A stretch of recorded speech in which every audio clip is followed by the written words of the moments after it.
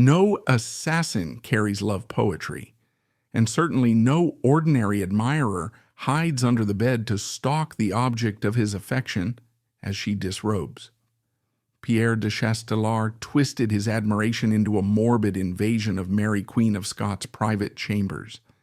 He believed this reckless insanity was proof of his love, but in reality it was the act of a predator disguised as a poet, forcing Scotland's most powerful woman to scream in absolute terror. Facing the executioner's axe, the poet arrogantly refused to confess to God, clutching a book of verse and directing his final words to the cruel woman who had just signed his death warrant. It remains one of the most bizarre deaths in royal history, as chillingly romantic as it was heartbreakingly cruel. Pierre's blood was spilled not for political intrigue, but for the mad delusion that the queen belonged to him. Pierre de Chastelard was born in 1540 in the Dauphiné region of southeastern France. This is crucial context. Dauphiné was a land of jagged mountains and hard men, a place that bred warriors. If you look at his family tree, you see steel and honor. He was the grandson, some sources suggest the grandnephew, of the Chevalier de Bayard. For those unfamiliar with the pantheon of French heroes, Pierre Terray, the Chevalier de Bayard, was the Captain America of the Renaissance. He was known throughout Christendom as Le Chevalier, sans peur et sans reproche, the knight without fear and without reproach. He was the absolute gold standard of masculine virtue. Young Chastelard grows up in this massive, suffocating shadow. He is expected to be a titan of war, and initially he tries to fulfill this destiny. Historical records show he served as a page to the Constable Montmorency, one of the most powerful military figures in France.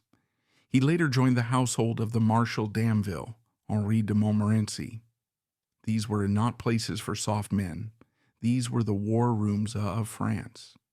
Chastelard was trained to hold a heavy lance, to ride a war horse, and to kill men in close quarters. But there was a fracture in Chastelard's identity. While his hands held the sword, his soul was in the library. During the late 1550s, France was undergoing a cultural revolution. A group of poets known as La Pléiade was changing the way people thought about love and death.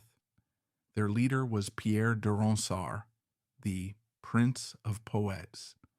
Ronsard taught a dangerous philosophy to impressionable young men, that life is short, beauty fades, and the only thing that matters is passion. Intense, consuming, tragic passion. Chastelard becomes Ronsard's student. He does not just read the poetry, he metabolizes it. He begins to view the world through a filter of romantic melancholy. He rejects the gritty reality of the soldier for the elevated reality of the lover. He begins to believe that dying for love is nobler than dying for a king. He is a man looking for a story to star in. While Chastelard is dreaming of romance in France, the object of his future obsession is facing a harsh new reality. The year is 1561. Europe is a powder keg. On one side, the Protestant Reformation is tearing through the continent like wildfire, challenging the authority of the Pope. On the other, the Catholic Church is digging in its heels, and caught in the absolute center of this storm is Mary Stuart, Mary, Queen of Scots. She is 18 years old. She is a widow, having lost her husband, King Francis II of France. She has just returned to Scotland after growing up in the glittering, sun-drenched court of the French Valois kings. We must pause to imagine the sheer scale of the culture shock she experienced. Mary leaves the Louvre and the chateau of the Loire Valley, places of silk, lute music, sophisticated flirting, and Renaissance art. She lands in Leith, Scotland in August 1561. The records tell us a thick, freezing fog covered the harbor that day. It is wet.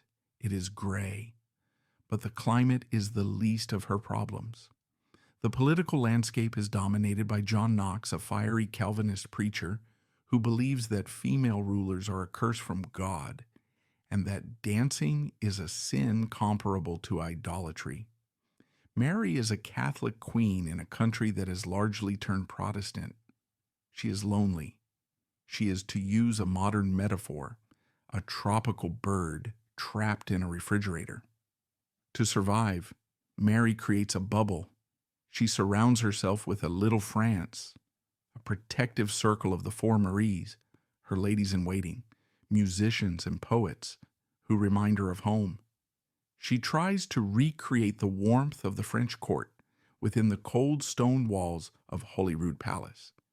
This is the world Pierre de Chastelard walks into. Chastelard arrives in Scotland in the entourage of Monsieur de Damville, who is escorting the Queen.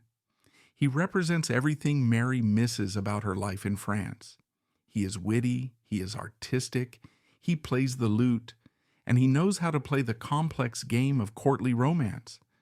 But here, the historian must put on the detective's hat, because there is a detail about Chastelard that does not fit the romantic narrative. While Mary is a devout Catholic, Chastelard is a Huguenot, a French Protestant. In a time when religion is war, when Catholics and Protestants are slaughtering each other across Europe, this detail is not just a footnote. It is a giant red flag. Archives suggest Chastelard had a specific patroness back in France, referred to in some letters as Madame de Curaçao. While this sounds like a generic title, historical analysis suggests it was likely a code name or a reference to Charlotte de Laval. Who was she? She was the wife of Gaspard de Coligny, the Admiral of France and the supreme leader of the Huguenot faction. We must ask the uncomfortable question: why would the wife of the militant Protestant leader be sponsoring a young poet to travel with a Catholic queen? Was Chastelard just a messenger? Or was he placed there to watch her, to find a weakness? The Protestant faction in France and Scotland was desperate to discredit Mary. They couldn't defeat her army easily, but they could defeat her character. If Mary could be painted as immoral, loose, or scandalous, her claim to the English throne, which threatened Queen Elizabeth I, would be weakened. Did Chastelard start as a spy and end as a fanatic? This is the first loose thread in the tapestry of the mad lover. When the French entourage prepares to return home, Chastelard makes a fateful decision. He stays. Or rather, he returns to Scotland after a brief trip to France, drawn back like a moth to a flame. Upon his return, a dangerous dynamic begins to form between the Queen and the poet. Mary is playing a game called courtly love. It is a medieval tradition, a safety valve for the aristocracy. In this game, a man writes a poem saying, "I am dying of desire for you." And the woman smiles and says, "That's a lovely rhyme." It is a barrier. It is a way of being intimate without being physical. It is intellectual flirting. Chastelard, however, does not understand the rules, or perhaps he chooses to ignore them. He views the poem not as a metaphor, but as a contract. Psychiatrists today might diagnose Chastelard with erotomania, also known as de Clerambault's syndrome.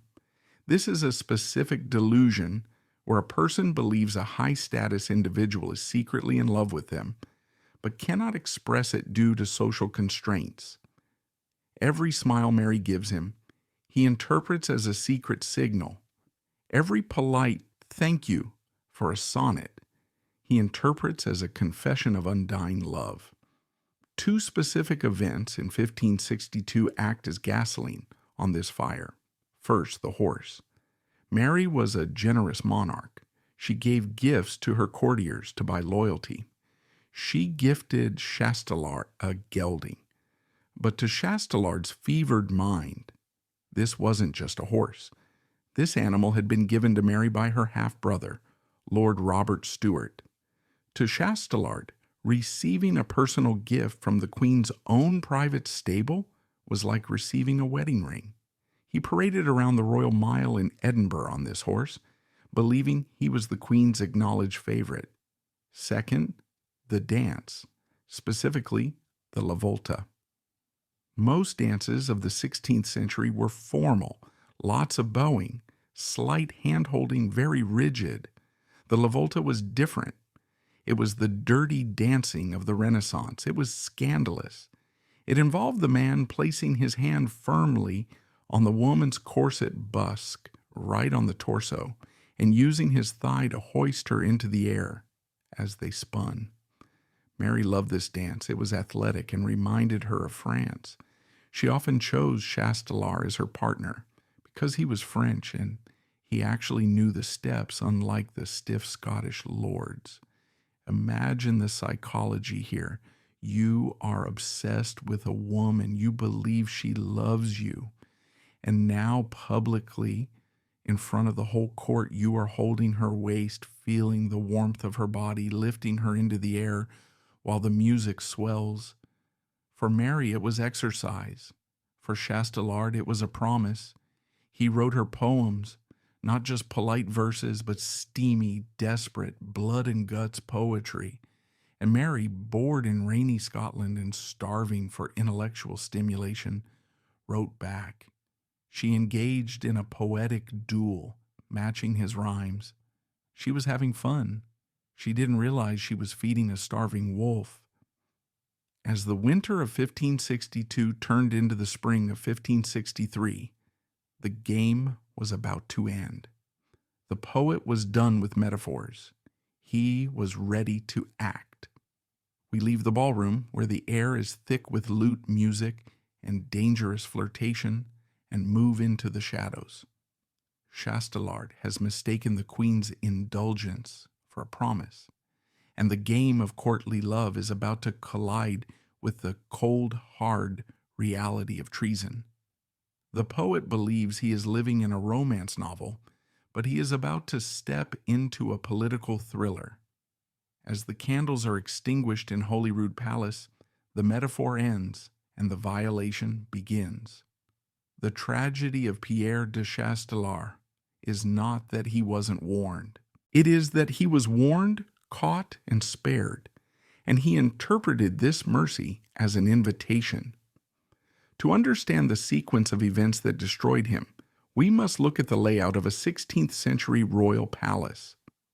Holyrood House in Edinburgh was not a modern home with private locks on every door. It was a semi-public stage. The Queen's chambers were the Holy of Holies, protected by a series of antechambers, guards, and ladies-in-waiting. Access was power. On the night of February 12, 1563, the machinery of the court was winding down. The grooms of the chamber were performing their nightly ritual. They were sweeping the rooms, checking the heavy velvet drapes that covered the drafty windows, and ensuring the candles were extinguished. It was during this routine sweep that they found him. Hiding in the Queen's bedchamber, sources vary on whether he was under the bed or concealed within a wardrobe, was Chastelard. He was not there to recite poetry. He was armed with a sword and a dagger. When the guards dragged him out, the panic was immediate. But it was a silent panic. The Queen was not yet in the room. The grooms, loyal to Mary, faced a dilemma. If they raised the alarm, the whole castle would wake up. The scandal would be instantaneous. A man was found in the Queen's bedroom. In the hypercharged political atmosphere of 1563, facts didn't matter. Perception did. They informed the Queen quietly. Mary's reaction was a mixture of fury and naivety. She was 20 years old. She had grown up in France where courtly games were common. She perhaps thought this was a prank gone wrong or a moment of madness that could be hushed up. She did not want to feed the gossip mills of John Knox. So she made a decision that would haunt her. She did not arrest him. She did not execute him. She scolded him.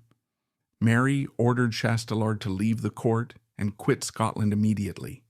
It was a banishment. In her mind, she was being a benevolent ruler, sparing a foolish young man from the executioner's block. She was giving him a second chance at life, but she failed to understand the mind of a stalker. To a man suffering from erotomania, no does not mean no. It means not now. It means there are obstacles we must overcome. When Mary banished him, Chastelard likely heard, "I cannot love you here, where eyes are watching. I am sending you away to protect you because I care." He did not go to the port at Leith. He did not board a ship for France. Instead, he quietly packed his bags and followed the royal procession as it moved north, deeper into the Scottish countryside. 2 days later, on February 14th, St. Valentine's Day, the Queen's entourage crossed the chilly waters of the Firth of Forth. They were heading to Rossend Castle in Burnt Island, Fife. We must pause to consider the setting. Unlike the sprawling fortress of Edinburgh or the grandeur of Holyrood, Rossend was a smaller, more intimate fortification. It was a domestic space. The security was lighter. The atmosphere was more relaxed. It was a stopover on a royal progress, a place for the Queen to rest. The irony of the date is impossible to ignore. Valentine's Day in the 16th century was already associated with the pairing of birds and lovers. For Chastelard, who lived his life according to symbols and verses, this date must have felt like a cosmic sign. He had trailed the Queen's party across the water. He knew the layout of the castle. He knew that in a smaller house, the strict separation between the public court and the private monarch would be thinner. That night, Mary retired to her chamber early. She was tired from the journey. She was attended by her ladies-in-waiting, likely Mary Seton and Mary Fleming. The rituals of undressing began. The heavy jewelry was removed. The stiff corseted gowns, the armor of queenship, were unlaced. Mary was stripped down to her shift. She was no longer the political figurehead of Scotland. She was a vulnerable young woman preparing for sleep. The candles were dim. The guards were outside the door. And then the shadow moved. Chastelard burst out from his hiding place. This time he had bypassed the grooms. He had found a way into the inner sanctum. The historical accounts of what happened next are brief but terrifying. This was not a poetic recitation. Chastelard rushed at the Queen. He attempted to embrace her. He tried to claim her, believing that if he could physically possess her, the social barriers would dissolve. It was an assault. It was the nightmare scenario of every female monarch in history, the realization that your power stops at the reach of a man's arm. Mary screamed. It was not a polite cry for help. It was a scream of terror. Her ladies-in-waiting, paralyzed by shock, saw a man with a weapon lunging at their mistress. In the next room, the Earl of Moray, James Stuart, Mary's half-brother and her chief advisor, heard the commotion. Moray was a soldier and a statesman. He did not hesitate. He kicked open the door and rushed in with the torchlight. The scene he found was chaotic. The Queen of Scots was cowering, half-naked, hysterical. Chastelard was standing there, wild-eyed, perhaps realizing too late that the script in his head did not match the reality in the room. This moment is the pivot point of the entire story. It reveals the brutal difference between Mary's emotional reaction and her brother's political calculation. Mary, traumatized and humiliated, snapped. The gentle widow vanished. She looked at her brother, pointed a shaking finger at Chastelard, and screamed a command that was recorded by the diplomats present. "Thrust your dagger into the villain." She wanted him dead instantly. She wanted the stain erased. She wanted the man who had violated her sanctuary to cease existing before he could speak a word. But the Earl of Moray did not draw his dagger. James Stuart was a Protestant. He was a cold, calculating operator who navigated the treacherous waters of Scottish politics with a steady hand. He looked at the scene. A dead French poet in the Queen's bedroom, a hysterical, undressed Queen, and no witnesses but her ladies. He realized the trap immediately. If he killed Chastelard right there, the rumors would be uncontrollable. Why did Moray kill him? Was it to silence him? Was Chastelard actually the Queen's lover and Moray caught them? Was it a crime of passion? A dead man cannot testify. A dead man cannot clear the Queen's name. No, madam, Moray reportedly said, restraining the guards who had rushed in behind him. The law must take its course.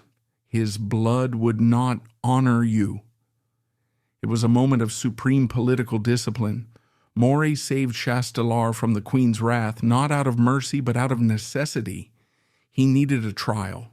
He needed a public confession.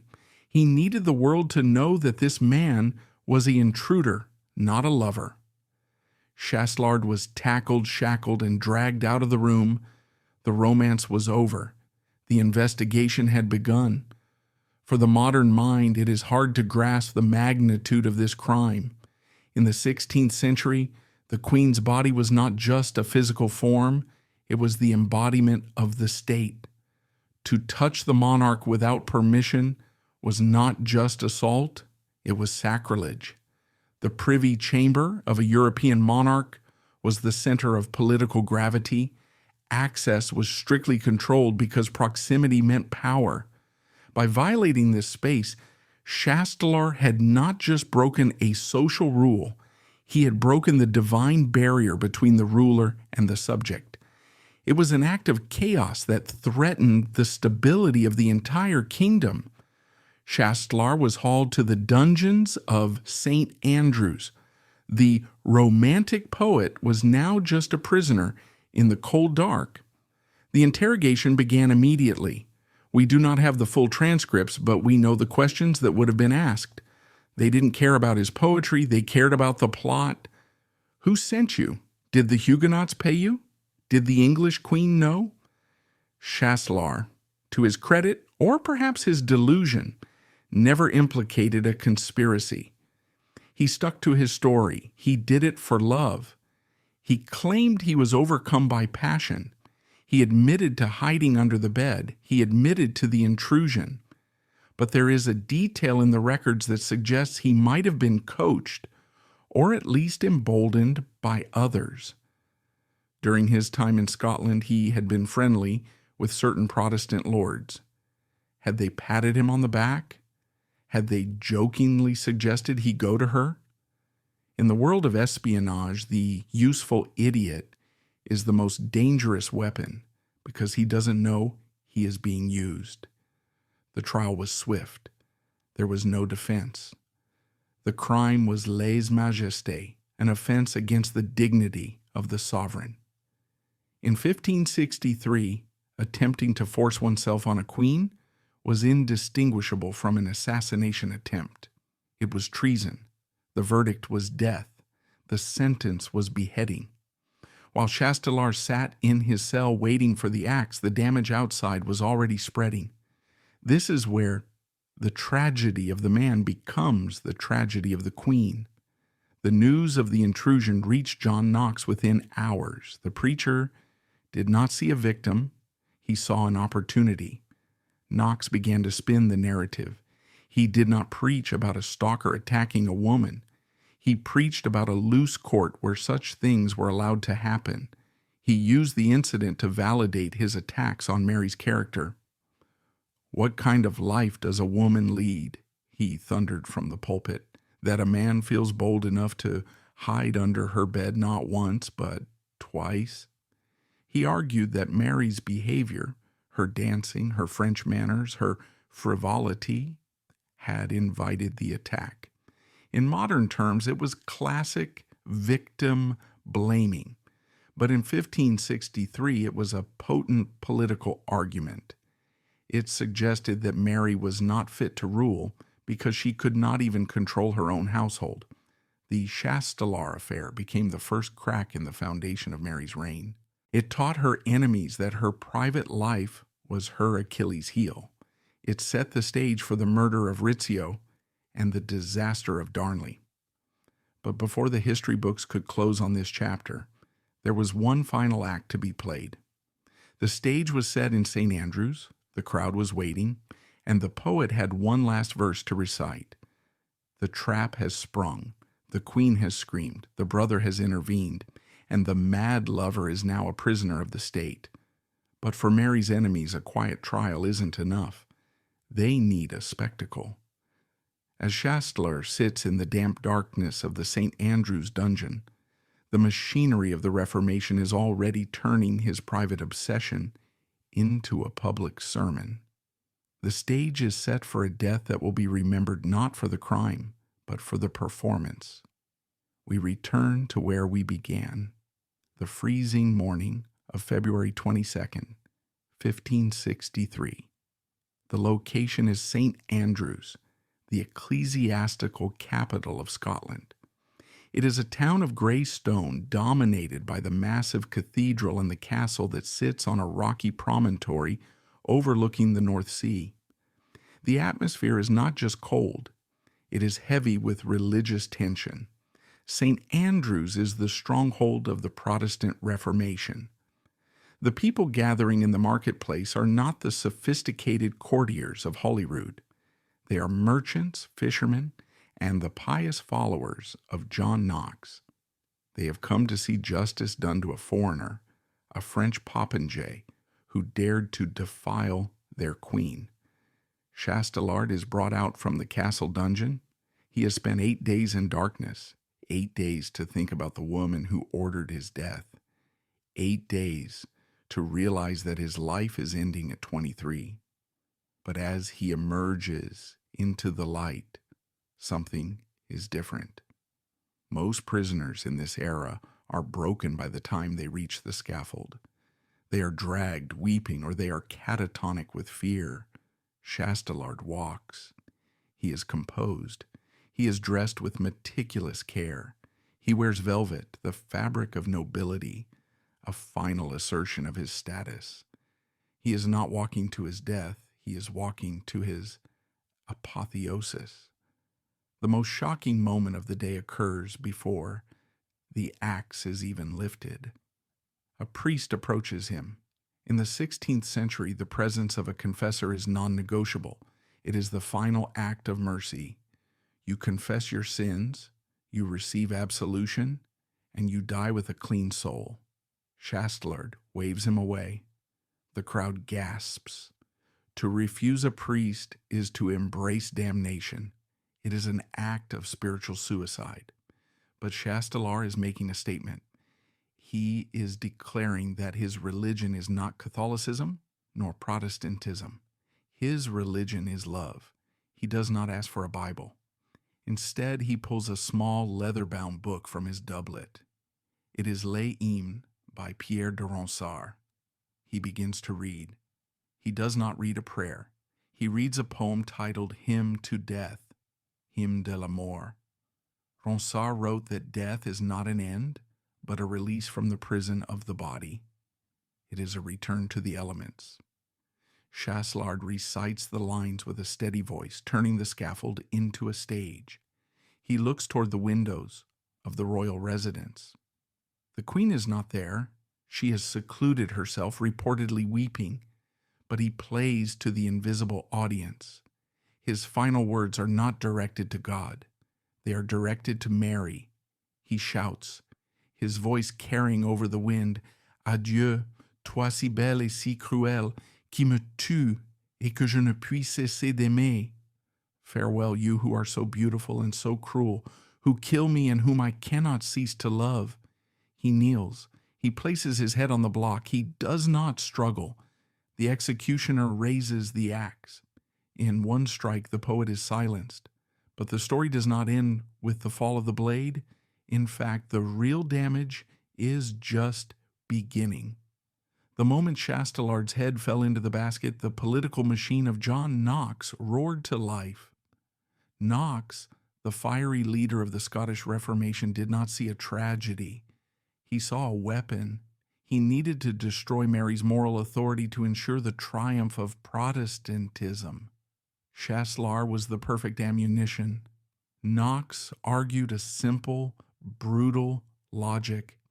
Innocent women do not attract men into their bedrooms. He ignored the fact that Mary had resisted. He ignored the fact that she had screamed for help. He ignored the fact that she had ordered the execution. To Knox, the very fact that Chastelard existed was proof of Mary's guilt. He preached that Mary's French habits, her dancing, her music, her frivolity, were essentially foreplay. He claimed that she had allured Chastelard. He twisted the narrative so that the stalker became the victim of a siren, and the queen became the predator. This was the birth of the Whore of Babylon myth that would dog Mary for the rest of her life. It was a master class in victim blaming. Knox successfully shifted the public conversation from a man broke into the palace to the queen is running a brothel. For Mary, this was a devastating psychological blow. She realized that her gender was being used against her. She could be the most pious, dutiful ruler, but if a man projected his fantasies onto her, she would be the one punished. This brings us back to the suspicious nature of his arrival. While no smoking gun exists to prove Chastelard was a paid agent, the convenience of his intrusion remains striking. He may not have realized he was a saboteur, but his obsession weaponized him perfectly for Mary's enemies. The ease with which he gained access a second time suggests that someone in the household, perhaps a Protestant sympathizer, opened the door, literally and metaphorically, to scandal. Spies do not always leave receipts, but the efficiency with which the scandal was used by Mary's enemies suggests that his intrusion was, if not planned, certainly welcomed by those who wanted to see the queen fall. The execution of Chastelard changed Mary Stuart forever. Before 1563, she was the White Queen, young, hopeful, trying to balance her Catholicism with her Protestant subjects. She loved to dance. She loved to mask. She loved the game of courtly love. After 1563, the mask came off. She realized that her little France was not a bubble. It was a target. She stopped the open, flirtatious behavior that had characterized her early reign. She became harder. She became more suspicious. The trauma of the assault, the physical reality of a man attacking her in her shift, stayed with her. It colored her relationships with men. When she later married Lord Darnley, a disastrous match, some historians argue she was looking for a protector, a strong man who could physically guard her bedroom door. Chastelard's ghost haunted her reputation until the day she died. 24 years later, when Mary was on trial for her life in England, her accusers would drag up every scandal of her past. And at the top of the list, alongside the murder of Darnley, was the name of the French poet found under her bed. In the end, Pierre de Chastelard got what he wanted. He was immortalized. He is remembered not as a soldier, but as the man who died for love. But the cost was the destruction of the women he claimed to adore. He was the first domino in the long, tragic chain reaction that led Mary, Queen of Scots, to her own scaffold at Fotheringhay Castle. The axe has fallen, and the immediate scandal has been fed to the crowd. But as the blood is scrubbed from the scaffold, a chill descends upon the royal court. The execution of Chastelard does something far more damaging than merely ending a life. It kills the spirit of the Renaissance in Scotland. We must now look at how the little France Mary built began to dismantle itself brick by terrified brick in the wake of the poet's death. The execution of Pierre de Chastelard on February 22, 1563, did not just end a life, it ended an era. For 18 months, Mary Stuart had tried to graft the vibrant artistic culture of the French Renaissance onto the rugged rootstock of the Scottish Reformation. She had succeeded briefly. Her court at Holyrood had been a place of masks, poetry, and music. It was a little France, where the grim realities of John Knox's theology were kept at bay by the sound of the lute. But when the axe fell on Chastelard's neck, the music stopped. The psychological impact on the Queen was immediate and profound. Contemporary ambassadors reported that Mary fell into a deep melancholy. She was physically ill for days. The realization that her own playfulness, her French manners, had been weaponized against her was a bitter pill. She saw clearly, perhaps for the first time, that she was not just a ruler, she was a target. The muses of her court fell silent. The other poets and musicians looked at the empty space where Chastelard had stood and realized that their art was now dangerous. To write a sonnet to the Queen was no longer a path to patronage. It was a path to the scaffold. The atmosphere at Holyrood shifted from a salon to a fortress. The laughter died down, replaced by the hushed whispers of suspicion. Who is watching? Who is listening? Mary's behavior changed. She became more guarded. The accessibility that had charmed her subjects was replaced by a rigid formality. She realized that in Scotland, a queen could not have friends. She could only have subjects or enemies. While Mary retreated into the shadows of her palace, the ghost of Chastelard began to take on a life of its own in France. Pierre de Chastelard, the great poet who had taught Chastelard everything he knew about love and death, was devastated. He did not see his student as a criminal. He saw him as a tragic hero, a man who had flown too close to the sun. Ronsard wrote an elegy that cemented the myth of the mad lover. In his Elegy à Marie Stuart, he portrayed Chastelard not as a stalker, but as a knight of old. He wrote, "He died for having raised his eyes too high." This line became the epitaph of the entire affair. It transformed a sordid incident of intrusion and attempted assault into a noble failure. In the literary salons of Paris, Chastelard was canonized. He became the patron saint of unrequited love. Young poets would drink wine and toast to the man who died for a kiss. But this romanticization did Mary no favors. By elevating Chastelard, the French poets inadvertently validated the rumors. If he was a martyr for love, then there must have been love to die for. It kept the scandal alive in the courts of Europe long after the blood had dried in St. Andrews. It reinforced the idea that Mary was a woman who inspired fatal, destructive passions, a femme fatale whose beauty was a curse. Historians looking back at the 1560s can see a terrifying pattern emerging. Chastelard was not an isolated incident. He was the prototype. He was the first in a line of men who would become obsessed with Mary, try to control her, and ultimately destroy her reputation. 3 years later, in 1566, the pattern repeated with David Rizzio. Like Chastelard, Rizzio was a foreigner, Italian, a musician, and a favorite of the Queen. Like Chastelard, he was rumored to be her lover. And like Chastelard, he was brutally eliminated, stabbed 56 times in front of the pregnant Queen by her own husband, Lord Darnley, and his Protestant allies. Then came Lord Darnley himself.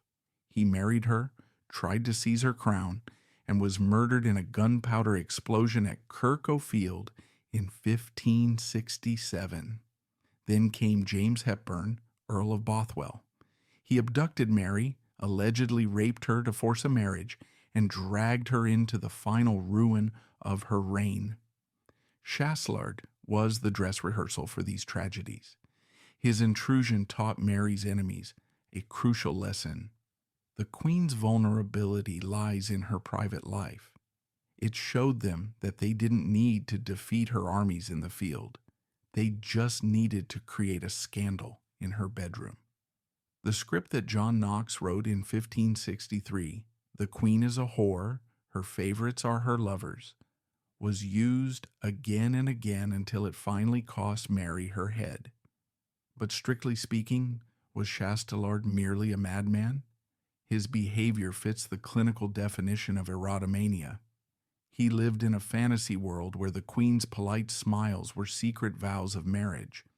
Or perhaps the most tragic truth is that he was a mirror. Chastelard held up a mirror to the 16th century. He showed us the clash between the medieval ideal of courtly love, where a knight serves his lady with pure devotion, and the brutal reality of Renaissance politics, where a queen is a strategic asset, not a woman. He died because he mistook the game for reality. He thought he was in a poem by Ronsard, but he was actually in a sermon by John Knox. While Mary's court retreats into fearful silence, the shock waves of the affair are moving far beyond the stone walls of Holyrood. A scandal in the 16th century is like a virus. It respects no borders. To fully grasp the catastrophe of this romantic intrusion, we must zoom out from the personal tragedy of the Queen to the grand chessboard of Europe. The real damage wasn't done in a bedroom in Fife, but in the diplomatic dispatch boxes arriving in London and Madrid. When the axe severed Pierre de Chastelard's head in St. Andrews, the blood did not just stain the wooden scaffold. It splattered across the diplomatic maps of Europe. In the 16th century, news traveled at the speed of a horse, but scandal traveled at the speed of light. The execution of a French nobleman in a Scottish market square was not a local news story. It was an international incident. To fully understand the catastrophe of the Chastelard affair, we must leave the cold winds of Scotland and travel to the whispering galleries of London, Paris, and Madrid. We must open the dispatch boxes of the ambassadors, the spies in velvet, who were watching Mary's every move. What we find there is that Chastelard's death was not just a tragedy of love, it was the event that likely cost Mary the crown of 3 kingdoms. Our most vital witness to the aftermath is not a Scot, but an Englishman, Thomas Randolph. Randolph was Queen Elizabeth I's ambassador to Scotland. In reality, he was her spy master. His job was to charm Mary, drink with her lords, and report every weakness back to William Cecil in London. Randolph's letters from February and March 1563 are fascinating. He does not write about the romance. He writes about the political opportunity. On the very day of the execution, he penned a report that was cold, clinical, and devastating. He described the execution not as justice, but as a symptom of a diseased court. He wrote to Cecil, "The Queen is sad, but I know not for whom, whether for the man who died or for the shame that lives." Randolph skillfully leveraged this contrast to his advantage. He understood that Elizabeth I cultivated her virgin queen persona as untouchable, wise and chaste in public perception, while portraying Mary as entangled in tumultuous emotions and scandals. He reported the details of the La Volta dance. He reported the familiarity Mary had shown the poet.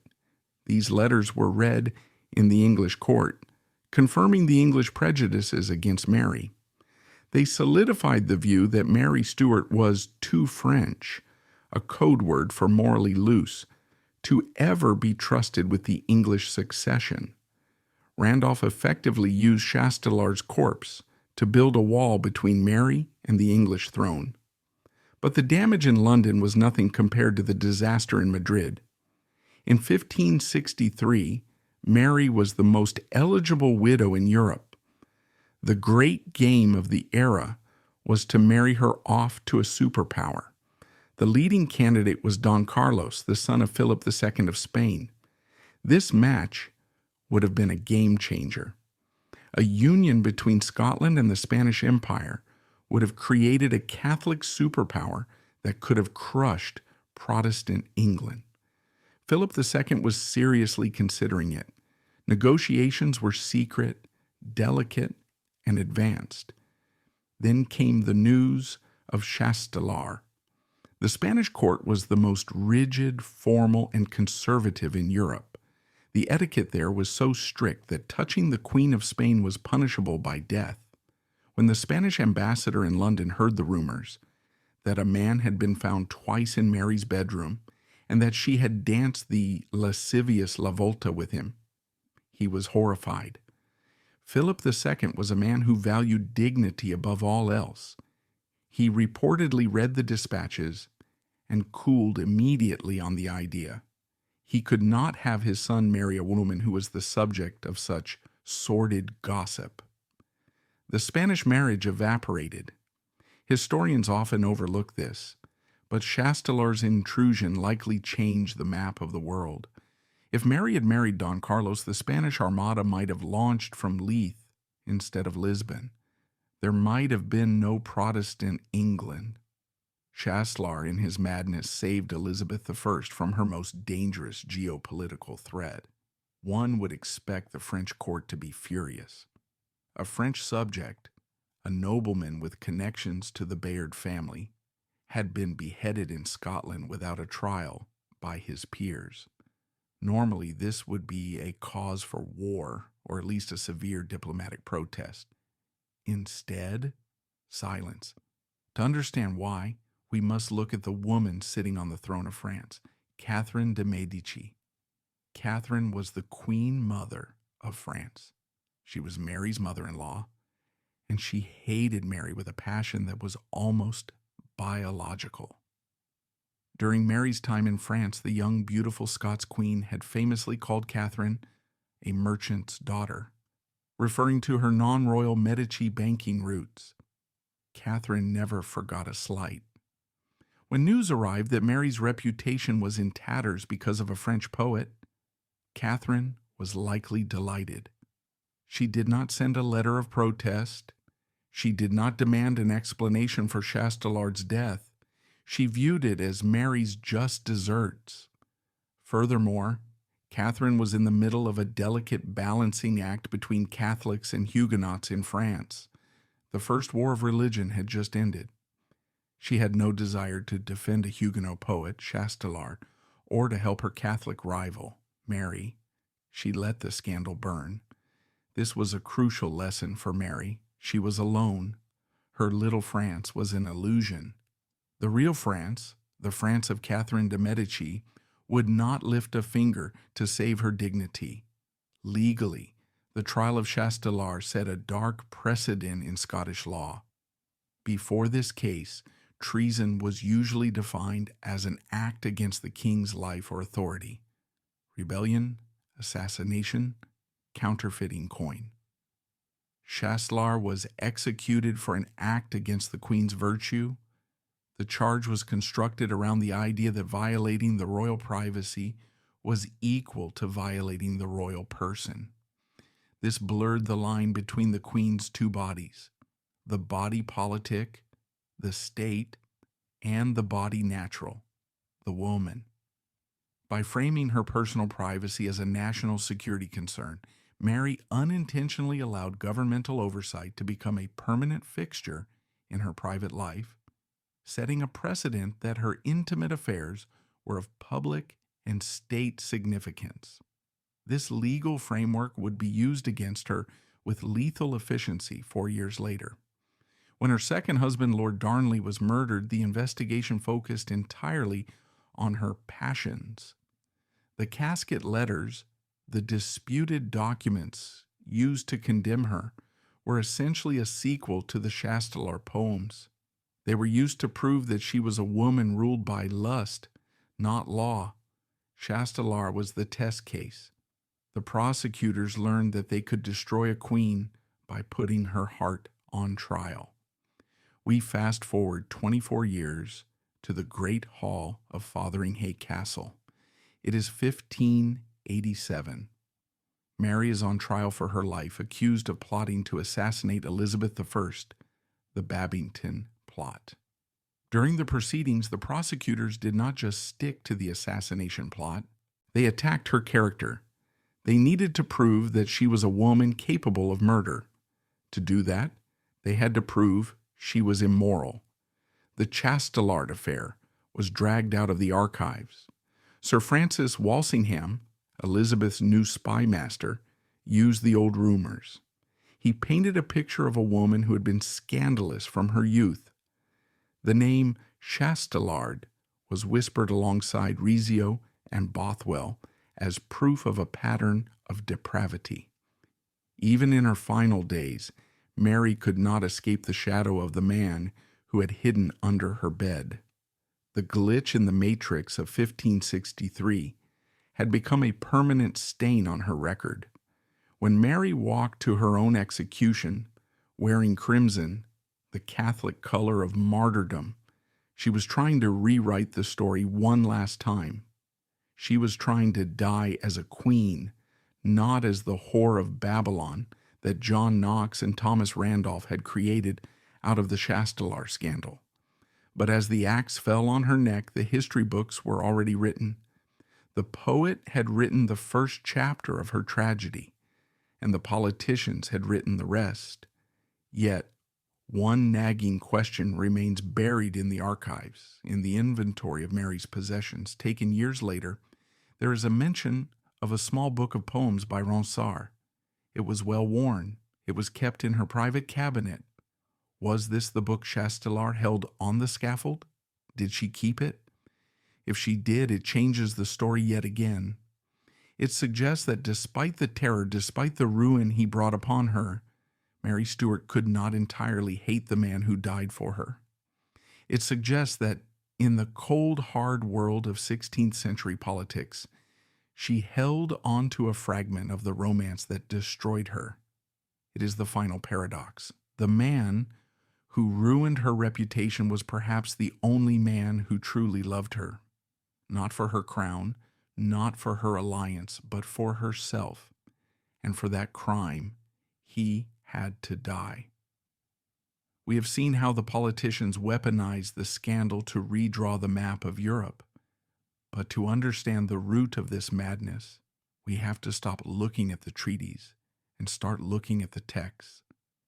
This was a tragedy scripted in ink before it was written in blood.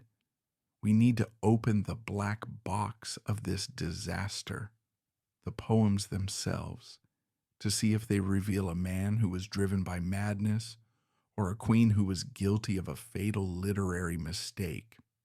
In modern criminal investigations, detectives look for digital footprints, texts, emails, GPS data. In the 16th century, the soul left a different kind of trail, ink. To understand the Chastelard affair fully, we cannot just look at the political fallout or the physical movements of the court. We must look at the words. This was, after all, a tragedy scripted by poets. Both the victim and the accused were writers. They communicated in sonnets, relied on metaphors, and lived their lives according to the strict, often fatal, rules of Renaissance literature. If we treat the poems of 1562 to 1563 as evidence, as the black box of this disaster, what do they reveal? Do they show a queen flirting with danger or a man descending into madness? We know that Pierre de Chastelard was a disciple of Pierre de Ronsard. This is not just a biographical detail, it is the key to his psychology. Ronsard's poetry was obsessed with the connection between eros, love, and thanatos, death. When investigators raided Chastelard's quarters in St. Andrews after his arrest, they didn't find maps of Scottish fortresses or letters from spy masters. They found poems. The surviving fragments and the descriptions of his work give us a terrifying glimpse into his mind. These were not the polite formulaic verses of a courtier complimenting a queen's beauty. They were raw. They were violent. One reported sonnet speaks of a love that burns the veins and turns the blood to ash. Another uses the metaphor of a moth drawn to a candle, a cliche now, but in the 16th century, a powerful image of self-destruction. Chastelard wrote about the pleasure of dying for a mistress. He didn't want a happy ending. He wanted a tragic ending. This reinterpretation shifts our view of Chastelard's stalking from a modern possessive obsession to a self-destructive desire for annihilation by his idolized victim, Mary. Unlike contemporary stalkers seeking control or intimacy, his bedroom intrusion appears less about physical conquest and more about orchestrating a dramatic finale in his personal narrative, a scripted tragedy where he casts himself as the doomed lover and compels Mary to embody the archetypal cruel mistress, ultimately decreeing his execution to fulfill the poetic climax he envisioned. Here is where the investigation enters its murkiest waters. Did Mary, Queen of Scots, encourage him? John Knox and the English spies claimed she did. They pointed to the literary exchanges. It is a historical fact that Mary was a poet. She wrote in French, her mother tongue. She enjoyed the intellectual challenge of beaux rimes, rhymed bouts, a game where one person provides the rhymes and the other must construct a poem around them. Critics argue that by engaging in this game with Chastelard, Mary lowered the drawbridge. She allowed a subject to speak to her as an equal within the confines of the poem. There is a controversial theory that some of the poems later attributed to Mary, specifically the early sonnets in the casket letters, the disputed documents found later, were actually written during this period. These poems speak of a forbidden love and a sacrifice of honor. If Mary wrote lines like, "For him I would leave my honor and my conscience" in 1562, she was handing Chastelard a loaded gun. However, defenders of the Queen argue that this is a misreading of Renaissance culture. In the 1560s, queens were expected to be the center of literary circles. Elizabeth I of England also received passionate, borderline erotic poems from her courtiers, most notably Sir Walter Raleigh and Robert Dudley. The difference was that Elizabeth's courtiers knew it was a metaphor. Chastelard, the fanatic, thought it was literal. This disconnect is not without parallel in history. Consider the English court of Henry VIII, just a generation prior. Sir Thomas Wyatt, a poet and courtier, wrote dangerous verses about Anne Boleyn, referring to her as Caesar's property. Wyatt narrowly escaped the scaffold because he knew when to stop playing the game. Chastelard did not. Mary's crime in this light was not promiscuity. It was a failure of literary criticism. She didn't realize that her partner was reading a different genre. The story of Chastelard did not die in 1563. It lay dormant for centuries until it was dug up by the Victorians. In 1865, Algernon Charles Swinburne published his verse drama Chastelard. A bold and unconventional poet of the Victorian era, Swinburne was fascinated by themes of intense passion and tragic desire, and he found in the historical Chastelard affair the perfect subject for his artistic vision. Swinburne's play is important because it defined how the English-speaking world saw Mary for the next 100 years. In his version, Chastelard is the hero, and Mary is a cold, heartless femme fatale who enjoys watching men die for her. Swinburne invents a scene where Mary visits Chastelard in his cell before the execution. It never happened, but it feels emotionally true to the myth. In the play, Mary is shown as a woman who loves the idea of love but is incapable of human feeling. This fictional version of Mary, the Siren of the North, bled into the history books. It reinforced the stereotype that female rulers were inherently manipulative. When we watch movies or TV shows today, like the recent series Reign, We are often watching Swinburne's Mary, not the historical Mary. We are watching a character created by a 19th century poet to satisfy a Victorian fantasy about dangerous women. If the Victorians made it a tragedy, Hollywood made it a soap opera. In almost every film adaptation of Mary's life, Chastelard appears, but he is almost always cleaned up. He is portrayed as a handsome, misunderstood romantic lead. The films usually cut the most disturbing part of the story, the second intrusion at Rossend Castle. Why? Because showing a man hiding under a woman's bed and attacking her while she is undressing is not romantic. It is terrifying. It makes the audience uncomfortable. It makes Chastelard a villain. By softening the edges of the story, pop culture has done a disservice to the reality of Mary's trauma. The films show her weeping for him. In reality, the records show she screamed for her brother to stab him. The screenwriters want a Romeo and Juliet story. History gives us a Cape Fear story. This distortion matters. It minimizes the danger Mary was in. It supports the tragic romance narrative that obscures the political assassination attempt that was hiding behind the poetry. There is one final mystery to examine in this literary autopsy. Where is the body? Pierre de Chastelard was beheaded in St. Andrews.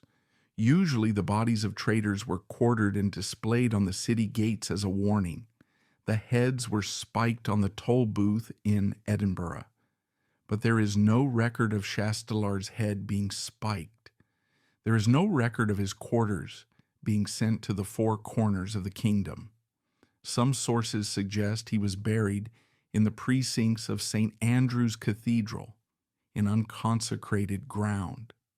Others suggest his body was quietly shipped back to France by his grieving family. This absence of a grave contributed to his ghost status.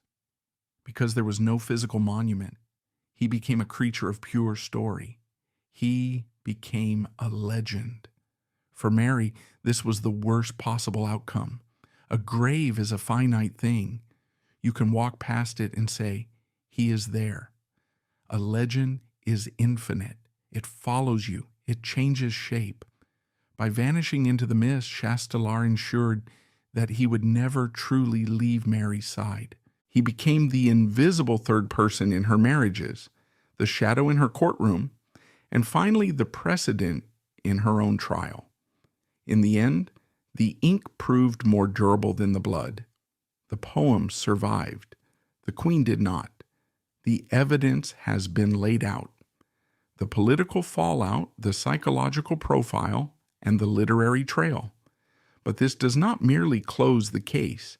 It opens a window into the machinery of Mary's downfall. We have walked through the snow of St. Andrews. We have stood in the Queen's bedchamber. We have read the dispatches of spies. Now we must attempt to answer the question that has hung over this case for centuries. Did the ghost of this poet actually kill the Queen? It sounds like a metaphor, but in the ruthless world of 16th century politics, metaphors have a nasty habit of becoming legal arguments. The evidence suggests that the Chastelard affair was not just a scandalous prelude to Mary's reign, it was the blueprint for her destruction. To understand the true blast radius of Chastelard's actions, we must fast forward to 1567, 4 years after his head rolled. Mary is deposed. Her enemies, led by her half-brother Moray, the man who saved Chastelard from immediate death only to execute him later, need to justify locking her up. They produce a silver casket. Inside, they claim, are love letters and sonnets written by Mary to her third husband, Lord Bothwell, proving she plotted to kill her second husband, Lord Darnley. These are the infamous casket letters. Their authenticity is the greatest whodunit in Scottish history. But here is where the Chastelard connection becomes explosive. Modern linguistic analysis and historical theories suggest that the sonnets found in the casket, passionate, desperate, French verses about forbidden love, bear a striking resemblance to the style of the early courtly games Mary played with Chastelard. The theory: did the forgers, Mary's enemies, use old poems? Did they take innocent verses Mary had written during the poetic duels of 1562, verses meant as intellectual exercises with Chastelard, and repurpose them? If this theory holds, it means Chastelard's influence was even more toxic than we thought. It means the very words Mary wrote to amuse her mad poet were twisted years later into the evidence that cost her the throne. The game of courtly love became the evidence of adultery and murder. Chastelard provided the raw material for the frame-up. We must also pass a final medical verdict on the man himself. Was Pierre de Chastelard mad in the legal sense? Modern forensic psychiatrists would likely diagnose Chastelard with de Clerambault's syndrome, a delusional conviction that a high-status figure is secretly in love with them. In his mind, rejection was merely a test of devotion, and he was not a villain, but the protagonist of a tragic romance. He lived in a reality entirely of his own making, misinterpreting every signal. Mary's fatal error lay in treating this clinical delusion as mere social awkwardness. She applied the polite rules of the French salon to a situation that required the strict constraints of an asylum. By the time she recognized the true danger, the boundary had been crossed and the scandal was irrevocable.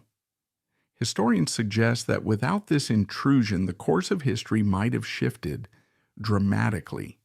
The negotiations for a Spanish marriage could have proceeded, potentially creating a Catholic superpower that encircled England. Chastelard, a minor poet with a major delusion, acted as a butterfly effect, inadvertently saving Protestant England not with a sword, but with a scandal. The execution at St. Andrews marked the definitive death of Mary Stuart's youth. The White Queen, optimistic and culturally vibrant, vanished that day, replaced by a hardened monarch, forced to defend her virtue against a suspicious world. The executioner's axe did not just kill a man, it severed the possibility of a little France in Scotland forever,